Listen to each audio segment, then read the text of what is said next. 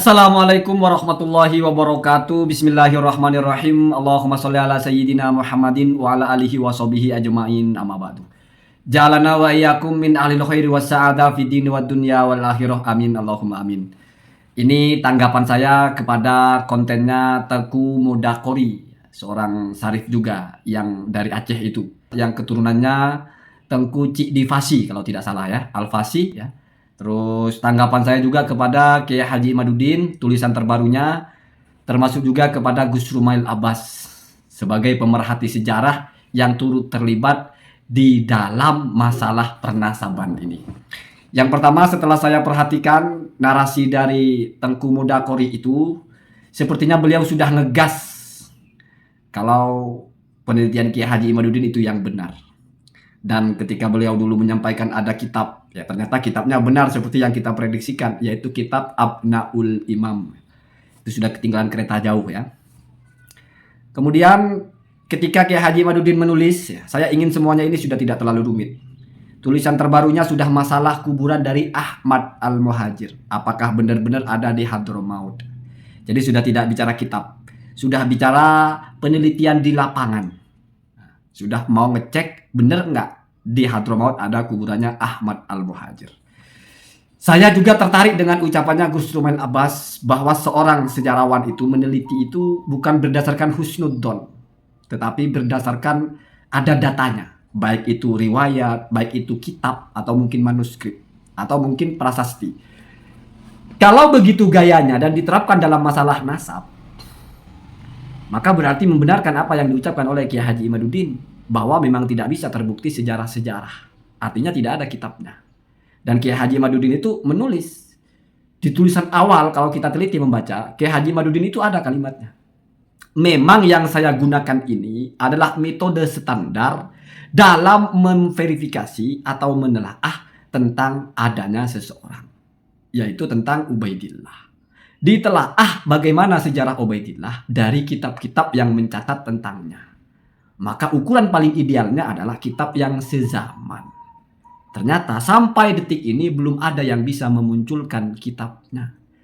Artinya kalau mengenyampingkan husnudzon, ya berarti memutuskan ya tidak terbukti secara sejarah. Tidak bisa dikatakan ada.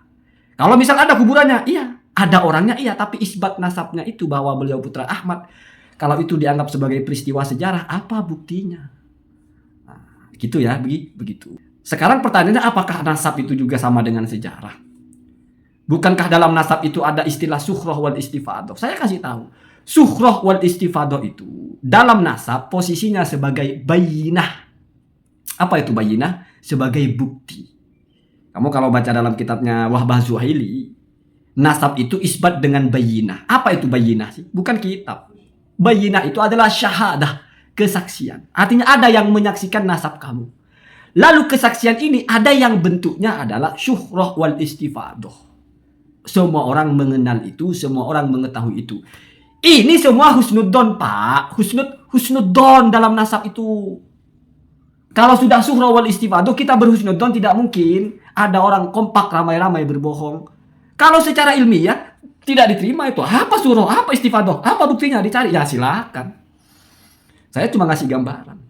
Kalau fokusnya secara sejarah harus semua ada datanya, berarti tidak perlu syuhrah. Tidak perlu ada ucapan siapa-siapa. Yang jelas ada datanya, ada kitabnya. Itu pun kitabnya kalau bicara sejarah, merekod atau mereportasi yang sedang ada. Manuskrip tahun 1000 menceritakan orang tahun 100. Apa kekuatannya? Kan sama-sama menebak-nebak masa lalu. Harus di tahun 100 itu harus manuskripnya ada juga. Tahun 200 ada juga. Ada nggak nasab yang bisa seperti itu? Lalu jalur nasab mana yang bisa sah dengan cara seperti itu? Itu pertanyaan. Makanya selalu saya bilang, nasab itu disahkan berdasarkan ilmu nasab, atau Anda butuh pembuktian secara historis, atau ditelaah dari sejarah. Ya walaupun kalau saya tangkap Gus Rumail ini, mungkin kesimpulannya nanti tidak akan sama dengan Kiai Haji Imaduddin. Mungkin juga akan ikut husnudzon. Kenapa? Karena mengikuti tahqiq atau mengikuti pendapat para pakar. Ketika belum bisa membuktikan secara sejarah, bukti itu adalah kita memastikan tidak ada. Bukan kita menemukan buktinya lalu bilang tidak ada, bukan begitu. Tetapi pastikan memang tidak ada. Apa buktinya tidak ada? Gus Rumail mungkin sedang akan membahas bagaimana Ubaidillah itu dilacak oleh Mahdi Rojai. Kalau dengan metode sejarah, kita berharap Mahdi Rojai itu akan memunculkan kitabnya. Ada. Kalau berpegang kepada sejarah. Tapi kalau kepada Suhra wal Istifadah, sudah bukan sejarah. Jadi Suhra wal Istifadah itu adalah kita berhusnudzon. Kalau sudah banyak yang mengatakan begitu, kita anggap iya. Itu benar. Masalah nasab begitu. Kenapa? Karena dalam masalah nasab itu tidak bisa syahadah bil muayyanah. Orang berhubungan badan yang tahu cuma mereka. Seorang anak dipastikan berasal dari kedua orang itu yang tahu mereka. Benar-benar berhubungan, benar-benar dia yang mengandung, dia yang membuahi atau tidak ada yang tahu. Kita tidak tahu, maka kita tidak dituntut untuk harus tahu untuk bersaksi. Maka cukup bitasamu atau bisimak, kita dengar bapaknya ibunya mengatakan begitu ya sudah. Atau mungkin sudah bitasamu istifadoh. Syuhroh, populer istifadoh. Itu semuanya husnudon, berprasangka baik. Itu kalau begitu dianggap sebagai teolog, sebagai tradisionalis, ya nggak apa-apa. Tetapi kebanyakan kita begitu. Saya tertarik sekali kalau ada orang yang mau mengedepankan analisa sejarah, tapi dalam semua hal. Ya, kitab-kitab itu, cari Imam Syafi'i itu mana manuskripnya? Apa buktinya itu ditulis oleh Imam Syafi'i? Jangan kita main percaya-percaya aja. Terus ketika kita bicara bahwa sanad keguruannya ini bertemu. Apa bukti bertemunya? Hadis itu ketika melacak pertemuan seseorang hanya dilihat. Nah, ini kalau kita bicara hadis ya. Kapan orang ini mati? Kapan orang ini lahir? Selama orang ini lahir, tidak setelah dia mati, lalu orang ini mengaku bertemu dan dia dikenal sikoh, kita sudah percaya itu bertemu. Bahasanya sudah mutasil sanadnya. Tidak perlu ada bukti. Kamu bertemu di mana? Siapa saksinya kamu mendengarkan hadis itu? Enggak ada. Ini biar kita terbuka wawasannya. Jangan semuanya itu dianggap harus serumit itu. Gitu. Jadi ketika Maman haddasana Mimin berkata kepada saya Mimin, haddasani waqala Mimin berkata haddasani Mukidi. Selama Mukidi wafat, tidak setelah Maman lahir, maka Maman mengatakan saya mendengar dari Mukidi. Kalau Maman ini dipercaya, sudah diterima itu. Tidak perlu dicari apa buktinya kamu ketemu. Itu dalam masalah hadis loh. Dalam masalah kesahihan hadis di sisi ittisal sanadnya. Selama matinya itu bukan setelah sebelum kamu lahir, berarti masih masuk akal. Jadi perhitungannya masih mungkin. Nah, itu ya. Bahkan saya kasih tahu lagi apa itu husnudon dalam fikih. Waliyadzubillah, misalnya ada orang hamil di luar nikah, hamil 2 bulan atau mungkin 3 bulan, terus dia nikah dengan siapapun, entah dengan yang menghamili atau dengan orang lain. Kemudian kebetulan mungkin hamilnya itu 10 bulan atau 11 bulan. Si anak ini lahir, taruhlah 6 bulan setengah atau 7 bulan pasca jima pertama. Itu anak ini dianggap anak dari suaminya ini. Walaupun kalau diperiksa ke dokter, diperiksa ke tes DNA atau ke USG sudah ada janinnya kok. Nggak pakai begitu fikih. Apa aspeknya kata Ibnu Hajar itu? Masih ada ihtimal. Siapa tahu bayi yang pertama itu gugur terus diganti oleh bayi yang kedua. Itu apa kalau bukan husnudon? Siapa tahu itu kan berprasangka baik. Kenapa begitu? Karena landasan hukum Islamnya begitu. Selama lahirnya masih di atas 6 bulan, ada persetubuhan, maka masih dihukumi sebagai anak si orang ini. Walaupun sebelumnya ternyata sudah berisi dengan orang lain. Itu fikih, Pak. Ya, tidak ada tes DNA atau tes USG. Ini di tes USG sudah hamil. Sudah nggak bisa ini. Sudah kalau menikah dengan siapapun anaknya bukan anak suaminya. Nggak begitu fikih. Dilihat lahirnya berapa lama. Kalau kebetulan beruntung dia ternyata hamilnya 10 bulan, hamil 3 bulan, berarti kan lahir 7 bulan setelahnya. Anaknya sah. Tidak boleh suaminya nuntut bukan anaknya, tidak boleh li'an. Kalau dia sudah mencipratkan sperma, terus jarak dari mencipratkannya itu 6 bulan, 7 bulan, anaknya dia. Walaupun kita kan bingung, masa iya sih anak kita? Sudah ada isinya. Itu tapi fikih begitu. Ini yang berkaitan dengan masalah hukum. Masalah status anak. Berkaitan dengan ahli waris. Berkaitan dengan kalau dia perempuannya, kita sebagai walinya. Berkaitan sepenting itu asasnya husnudon.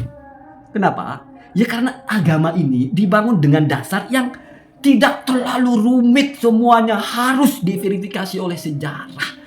Jadi intinya kalau mau pakai sejarah dalam masalah nasab, ya saya dukung saja. Tetapi harus adil. Siapa tahu nanti kita sebagai anaknya Nabi Adam juga gak ada sejarahnya. Dari mana manuskripnya? Walaupun itu dipakai hukum akal kan. Tidak mungkin anaknya kerbau ya. Jadi alternatif ya. Jadi tidak mesti harus ada data, itu kadang-kadang itu ada alternatifnya. Ya saya kira akan muter-muter di situ saja, nggak akan kemana-mana. Ada kitabnya? Nggak ada. Tidak terbukti secara sejarah. Ketika misalnya, tapi kan berkata itu kan katanya. Apakah sambung kepada Ubaidillahnya? Ubaidillah berkata, Cung, saya anaknya Ahmad Al-Muhajir. Terus anaknya berkata kepada cucunya, Cung, saya anaknya Ubaidillah, kamu cucunya Ubaidillah. Ubaidillah itu anaknya Ahmad Al-Muhajir. Terus ke bawahnya, apa ada begitu? Misalnya ada. Terus orang-orang ini siapa? Apakah mereka sikoh? Kalau misalnya mereka tidak sikoh, apa artinya riwayat dari orang yang tidak sikoh? Terus bagaimana bisa tahu mereka sikoh? Cari di kitab rijal, kitab ulama-ulama yang menjelaskan tentang kredibilitas orang-orang. Apakah orang-orang ini disebut? Nggak ada yang disebut. Majhul berarti. Majhul itu nggak diketahui namanya.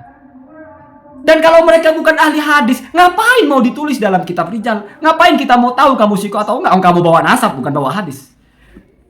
Begitu ya, begitu. Jadi saya kasih tahu, dalam nasab itu tidak ada sanad. Tidak ada hadasani. Al-Ubaidillah menulis kitab tidak pernah di situ dia mengatakan hadasani, tidak ada.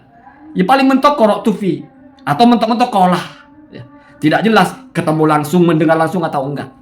Kecuali mungkin murid meriwayatkan dari gurunya. Ini saya buat konten yang lepas-lepas biar dikritik ya. Biar semakin hidup ya. Saya sampaikan pengetahuan standar saja. Kalau hadis, kekuatannya bukan di kitab, tapi personalnya. A berkata, saya mendengar dari B. Siapa A? Apakah dia orang yang sikoh atau bukan? Siapa B? Sikoh atau bukan? A dengan B ketemu nggak? Kapan B lahir? Kapan A lahir? Matinya? Kapan B mati? Kapan A lahir? Begitu. Kalau sudah itu sinkron, oh A lahir sebelum B mati. Walaupun selisih 2 tahun lah, 3 tahun lah. Si A mengatakan bertemu dengan B. Tetapi si A ini terpercaya. Berarti dianggap benar. Nggak perlu ada bukti. Bahkan nggak perlu ada saksi kamu ketemu. Itu Pak, itu dalam hal hadis yang begitu pentingnya. Tidak perlu ada catatan sejarah. Tidak perlu ada kitabnya. Nggak perlu. Hadis itu nggak perlu ada kitab. Iya kitab. Ya, dulu Al-Bukhari itu tidak mencari kitab, ketemu orangnya dan cuma nanya, kamu dapat dari mana?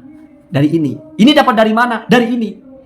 Atas dasar trust kepada orang yang oleh Al-Bukhari dianggap terpercaya, sudah selesai.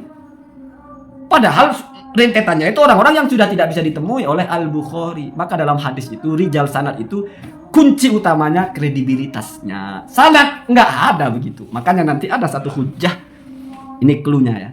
Jangan-jangan sanad Ba'alawi ini pernah terikot isnadnya itu dalam satu mata rantai yang memang tidak layak untuk diragukan. Allahumma hadina hada sabil. Saya bahas untuk selanjutnya. Assalamualaikum warahmatullahi wabarakatuh.